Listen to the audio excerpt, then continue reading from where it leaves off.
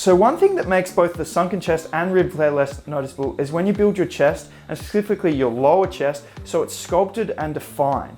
And this way your lower chest actually pops and separates from your ribs. So how do we build the lower chest like this? Well, firstly, there are two broad things to consider. Number one, you need to be low body fat to have this kind of defined, chiseled lower chest, okay? It's not gonna pop, it's not gonna be sculpted unless your body fat percentage is low enough, okay? So even right now, I'm probably like 12% body fat. You'll see in these clips here when I was lower, like 8% for my bodybuilding show, I had even more separation and it was even more chiseled, okay? And my chest is bigger now. It's purely just because I was a lower body fat percentage. And this all comes down primarily to your diet, is how you control body fat percentage. So that's one really key thing to consider before we go further into this video, is if you're not low enough body fat, it's never gonna happen, okay? But there's also a way that we can develop it to make it happen more. Now, the other key thing to consider is we overall just want a bigger chest in general, okay? A bigger chest in general, you're gonna end up having a bigger lower chest, you're gonna end up making that more sculpted when you're lower body fat. However, there are nuances where we can actually engage the lower chest a little bit more optimally to really make sure that this part of the chest is developing and getting that optimal separation. And so let's get into those nuances now. In your chest, you have your lower abdominal head, which is muscle fibers that are running from here down into here, okay? And so with this lower abdominal head, there is a way we can recruit these fibers more in particular exercises. So I'm gonna show you what those exercises are. Okay, so I think the best exercise for this is a high to low fly. Obviously, if you're in a gym, I'm in my home gym right now, so I'm just using bands, which you can use.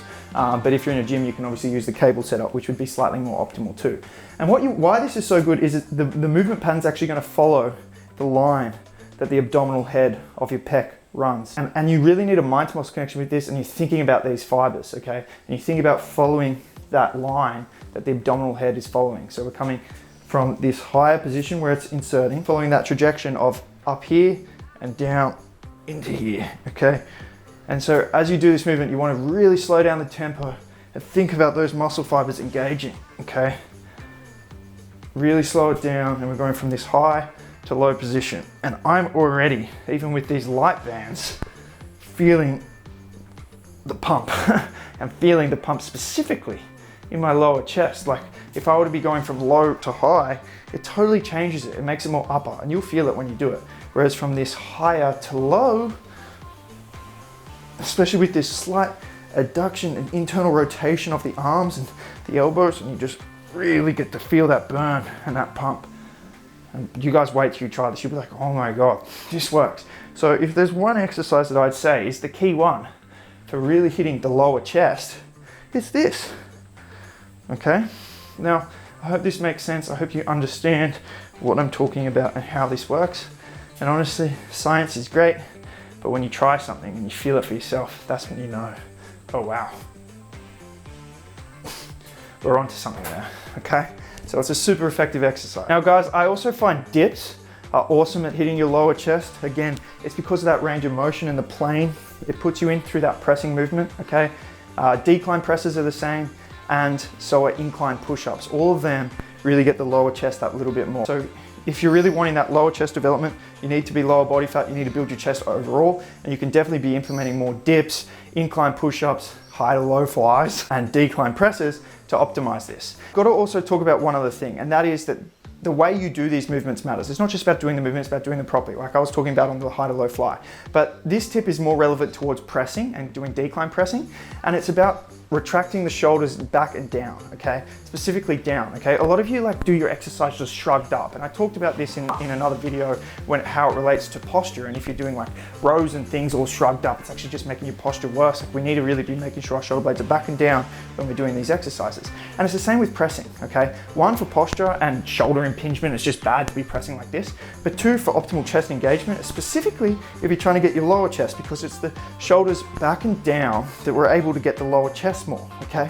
And so when you're doing your bench pressing, even a flat bench, if you go shoulders back and down, you get a bit more of an arch, you're going to create more of a decline position. So if you don't have access to a decline bench, I don't in my home gym, you can just focus a little bit more on an arch, shoulders back and down, and you'll find you start getting your lower chest more. And honestly guys, this is a really key form cue for this. So it's very important, okay? If you're shrugging up, you're not going to feel that lower chest engagement. Okay, so check this out. A lot of you press with just like a flat chest, flat back, and you're kind of shrugged up like this. And there's no like control, there's no stability. Okay, what you need to start learning to do is pulling the shoulder blades back and down and then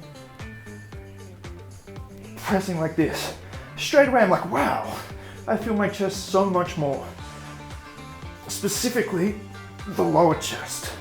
So, guys, try this. Okay, seriously, try it next time you're pressing. You'll probably notice you've been pressing like this, shoulders back and down, and press.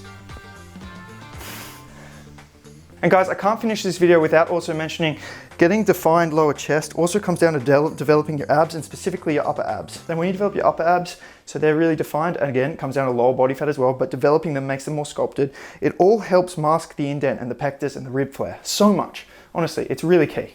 So if you have pectus, you need to start training properly. You need to start utilizing proper exercises. And if you want a coach who understands all of this, who's helped hundreds, if not thousands of people with pectus already, then you should reach out to me. Go to my website, fixpectus.com. It is the perfect time to sign up for my coaching right now. I've got an awesome deal with the 2024 Pectus Transformation Challenge. You can learn more about it at my website.